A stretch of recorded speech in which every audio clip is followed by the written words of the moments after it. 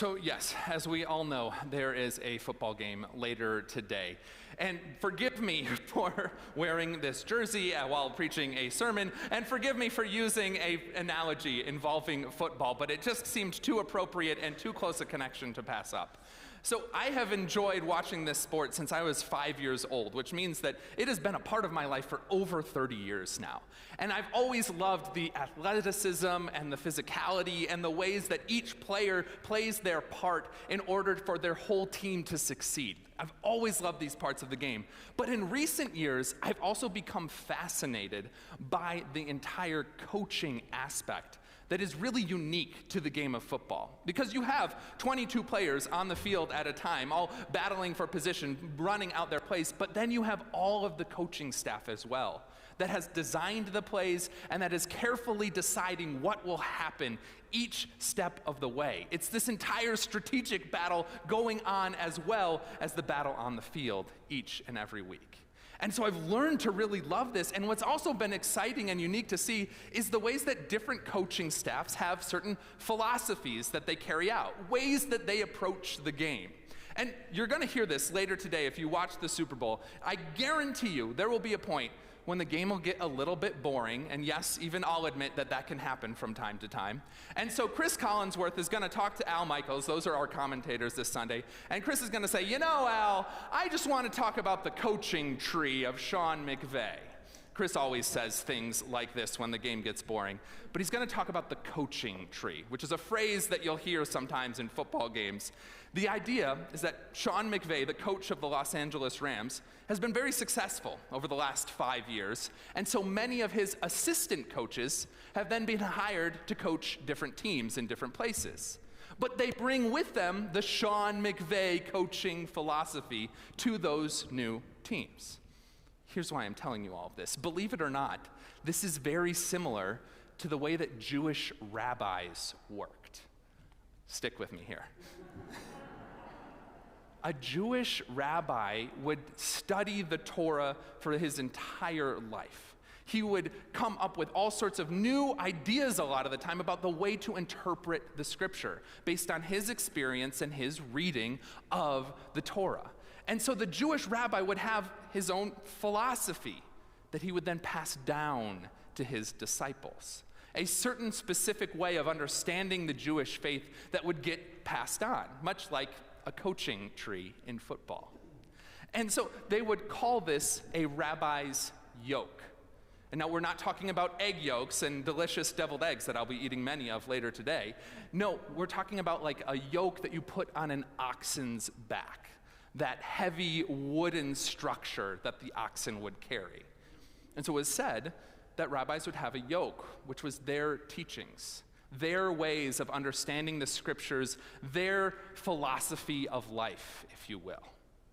And that's why, in the gospel passage this morning, Jesus, the rabbi, says, "My yoke is easy and my burden is light." Jesus is saying that his way of living in the world is easy and light. Now that should give us some pause, because if we know anything, we know that following Jesus is never really an easy endeavor. I'm going to get to that later on in the sermon, just what I think Jesus meant by saying his yoke is easy and his burden is light.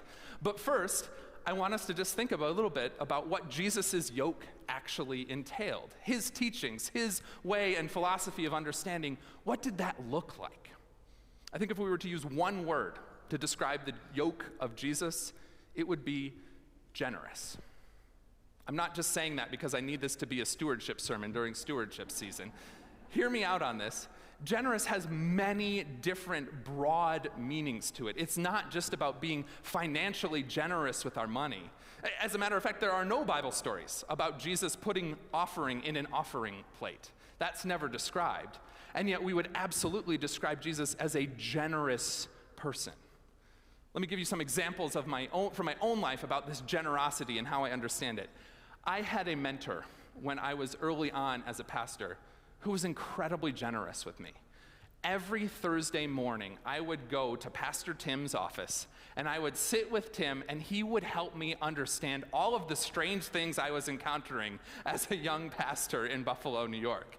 And he would give me all sorts of lessons on church history, and he'd ask me what Bible study I was preparing and give me all sorts of background information about the text that was coming up.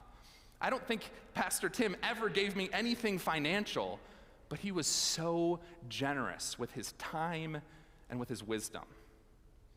Another person in my life who's extremely generous is my wife, Amanda. As you might imagine, it takes a lot of patience to be married to someone like me. And she has infinite patience. I remember on our wedding day, 2 of my friends went up to her and said, "You must be the most patient person in the world." But it's true. All the ways that she cares for me and gives me grace again and again, that is another way of being generous.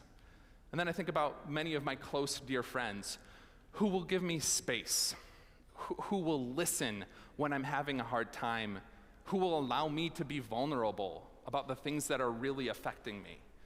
They're incredibly generous and compassionate in the way that they relate and connect to me. And so all of these examples are giving us this understanding that generosity is about so much more than putting money in an offering plate. Generosity is a way of life. And if we look at the scriptures, we see that generosity is the Jesus way of life, the Jesus yoke that he wanted to pass on to his disciples. You see, because Jesus would be going from this town to another town, and along the way, he would encounter people who were in need. And instead of being too busy for them, too set on his mission, he would stop and see those people who were in need in front of him. He'd listen to their stories. He'd heal them if that was necessary. And then, of course, Jesus was generous with his own wisdom. We heard it in that gospel passage that I read for you, where Jesus says, "Come to me, all who are weary and heavy laden." That was a radical statement for a rabbi to make at that point in time.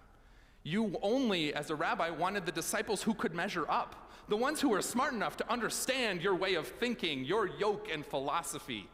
But Jesus says, no, everyone is welcome to be my disciple if it will give them rest for their weary soul. Jesus was generous with his welcome and the ways that he extended his teaching to everyone. And of course, most of all, we know that Jesus was the ultimate act of generosity through giving his life for our sake. Giving his life on a cross, this incredible idea of self-sacrifice is at the very heart of why we gather together each and every Sunday. So yes, the yoke of Jesus is one of generosity. It's a life philosophy of being generous in so many different ways. And Jesus invites us into this way of life because he knows that it is the best way for us to live. When we're selfish and closed off and greedy, when we try and control everything and keep it to ourselves, well, that ultimately results in us carrying a very heavy burden. It can be difficult to isolate yourself like that, to close yourself off from others and just try and stick out for number one.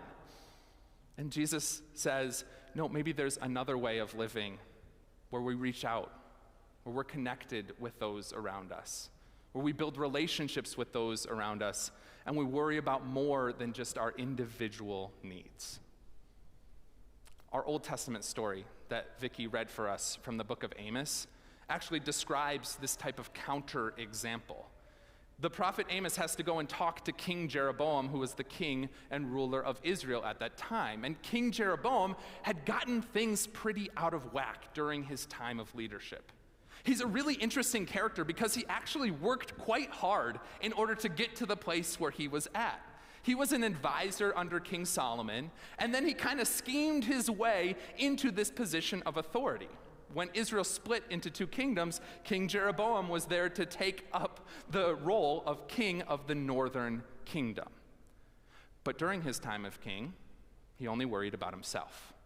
He consistently made decisions that made him richer and more famous, but that deeply affected everyone else in the kingdom.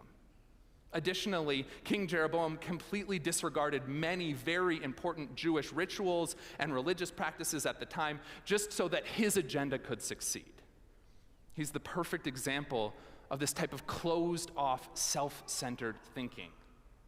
And as a result of his behavior, Amos comes along and issues an incredible rebuke of King Jeroboam and his leadership. Because it's not just that King Jeroboam was cutting himself off from others, but he was also leading the whole Israel kingdom astray. When God originally established Israel as a nation, he said, you were once slaves in Egypt. Never forget that, Israel, that you were once slaves in Egypt, and so you as a nation must care for the orphan and the widow. You see, God called the nation of Israel to be a place that cared for the most vulnerable. And King Jeroboam, in his selfishness, completely forgot about that. And so Jesus is the one who invites us out of this way of thinking. I'm sure we can all come up with examples of people who have acted like King Jeroboam and in their isolation and selfishness have cut them off from others. And as I already said, that way of life can really become a heavy burden. It's exhausting to have to always look out for number one and think that everyone is out to get you. But the Jesus way of life, the Jesus yoke that we're invited to take up, offers us a very different alternative, a life of generosity in all forms of that word. You see, Jesus invites us to follow him. And he invites us to do this because Jesus knows that his way of living is the best way to live. Jesus was the Son of God, come down from heaven to live among us, to show us how human life should be. When we act with generosity towards others, whether that's showing generous compassion, whether that's being generous in the time that we give to others, whether that's being generous financially, when we act with generosity, it's easy and light, as Jesus would say, because it's the way God always intended for us to live. That's why Jesus can say his yoke is easy, because he's showing us God's hope for our life all along. So we're invited to live generous lives like this, to take up the yoke of Jesus, and in so doing to discover a way of life that is joyous and light, that's connected with others, a way of life that God always intended for us. Amen.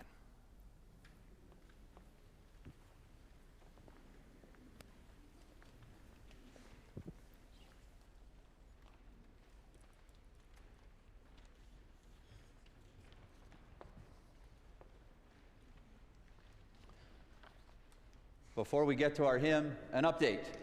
So we are now over $8,500 this morning toward the Super Bowl of Caring. You are crushing it.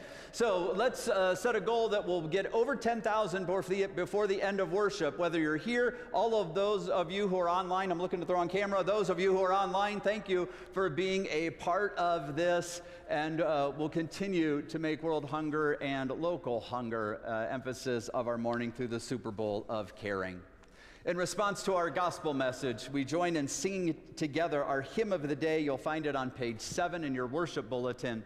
I invite you to stand.